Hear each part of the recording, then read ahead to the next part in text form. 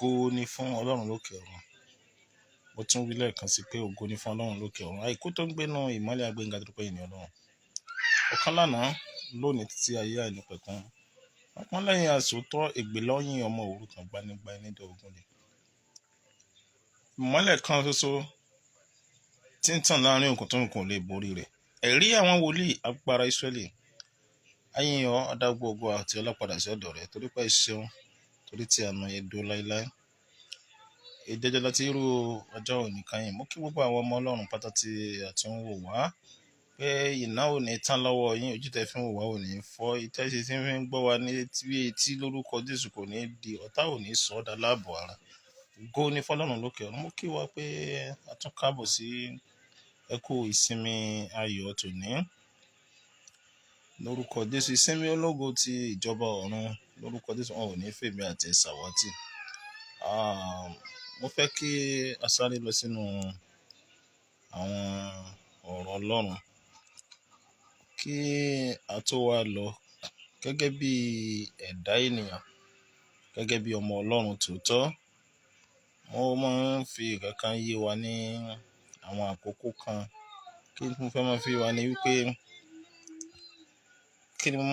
wá ní wípé lábẹ́ bó ti wù kó rí, ọmọ Ọlọ́run gbọ́dọ̀ mọ ẹni tí Jésù ṣe. Tí o bá mọ ẹni tí Jésù ṣe, má jẹ́ kí n tàn ọ́. O ò ní ọkàn tó strong láti fi sìn. Ṣùgbọ́n tí èmi bá ní àìdánilójú ẹni tí Kristi ṣe, yóò ní ọkàn tó strong láti fi sìn Ọlọ́run. Ó nílò ọkàn tó strong heart láti lè wá ojú rẹ̀, láti lè dúró nínú ìfẹ́ rẹ̀. Lórúkọ Jésù, Sátánì ẹni ẹ̀kọ́ ni, kò ní dá ọ padà. Ìkejì ni wípé láì bá ṣe pé a mọ ẹni tí Jésù ṣe, a ò ní lè ṣe ìfẹ́ rẹ̀. A ó máa fara wé àwọn èèyàn ó sì yí wa lọ́kàn padà. Nídìí èyí, yóò wá di ẹni tí ó ti mọ ẹni tó fọwọ́ lé ìtúlẹ̀ tó bojú wẹ̀yìn. Tírú ẹni bẹ́ẹ̀ ò yẹ fún ìjọba ọ̀run mọ́.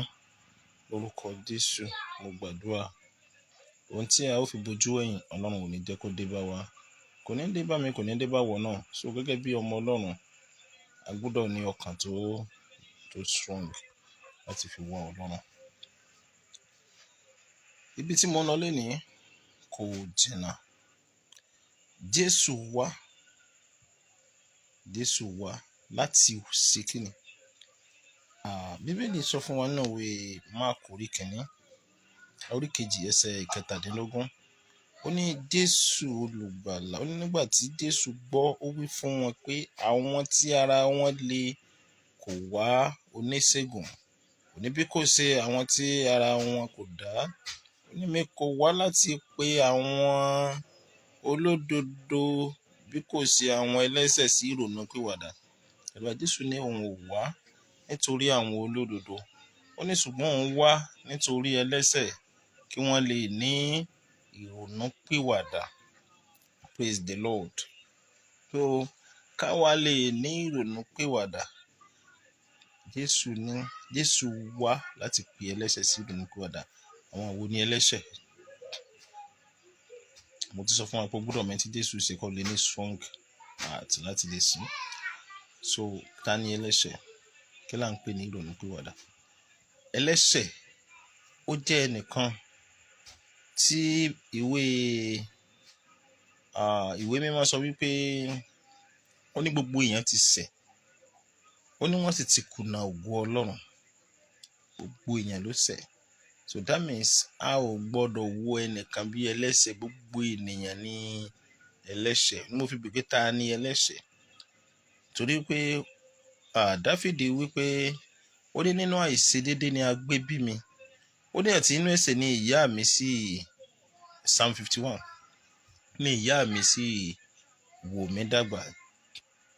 So gbogbo ènìyàn ni ẹlẹ́ṣẹ̀. Kò sí olódodo.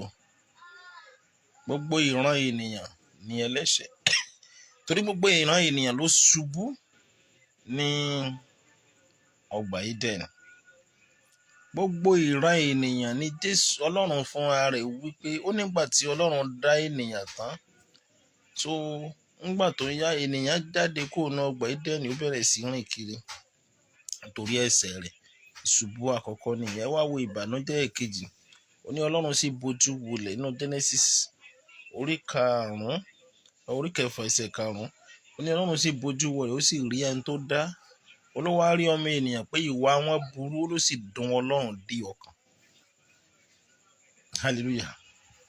Ṣùgbọ́n Ọlọ́run la ọ̀nà àbáyọ fún wa nípasẹ̀ tani? Nípasẹ̀ ọmọ bíbí inú rẹ̀, nípasẹ̀ Jésù Kristi. Yóò dára fún wa. Ní báyìí mo fẹ́ ká tún wo ọ̀nà kan ká tó lè gbàdúrà ká tó máa lọ. Lórúkọ Jésù, èmi àti a ò ní jẹ̀bi. Ọ̀pọ̀ ni a ó dá lẹ́bi, ọ̀pọ̀ ni yóò tẹ̀ ti dá rẹ̀ lẹ́bi kó tó kúrò nínú ayé. Kí nìdí? Ìdí ni wípé wọ́n kọ̀ láti gba ojú ọ̀nà náà. Ìdí ni wípé wọ́n kọ̀ láti rìn lójú ọ̀nà náà. Agbára tí a ó fi máa rìn lójú ọ̀nà náà Ọlọ́run yóò fi fún wa. So ní báyìí ìwé Timothy ni mo fẹ́ ká lọ wò. 1 Timothy.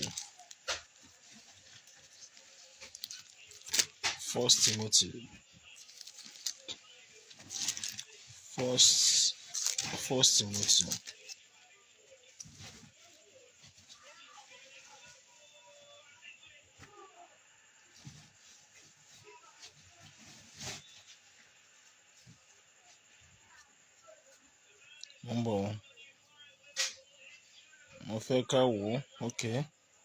Ìwé 1 Timothy orí kìíní yẹn.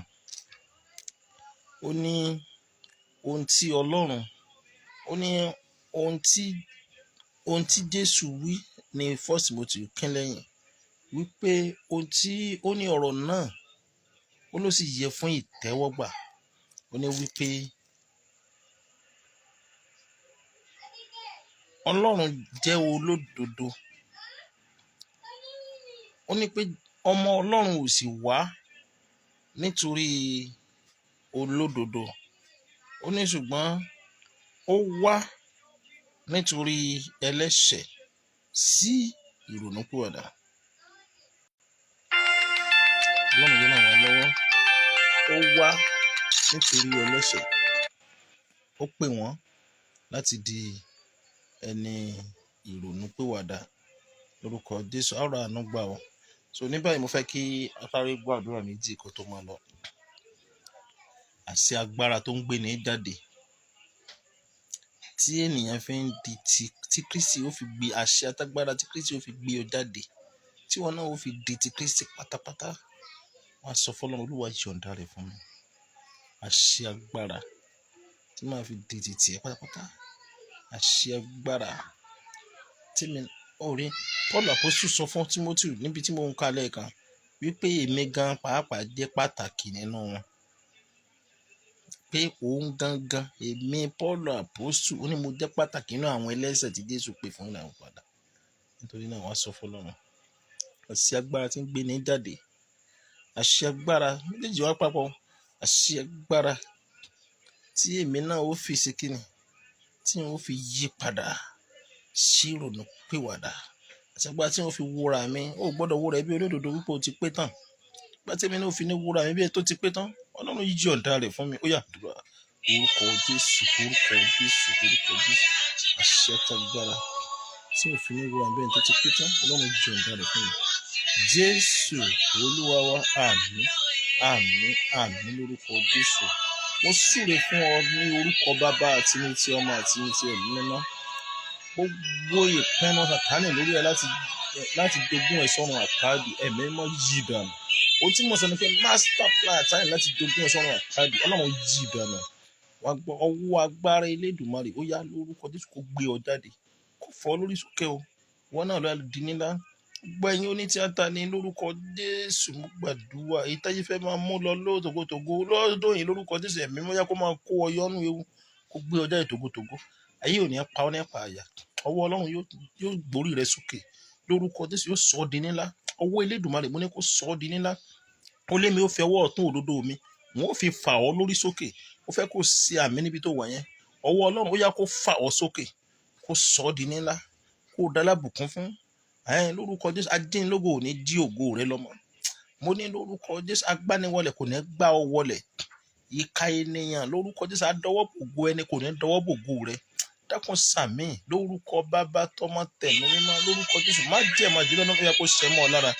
Bẹ́ẹ̀ ni yóò rí o. Ó dá lábùkún fún gbọ́ àdúrà Jésù Olúwa wa. Àmín àmín àmín lórúkọ Jésù. Hallelujah hallelujah hallelujah fún Jésù. So ẹ jẹ́ ká pàdé lórí Facebook. Ọlọ́run yóò ràn wá lọ́wọ́. Christ Camping TV. God bless you.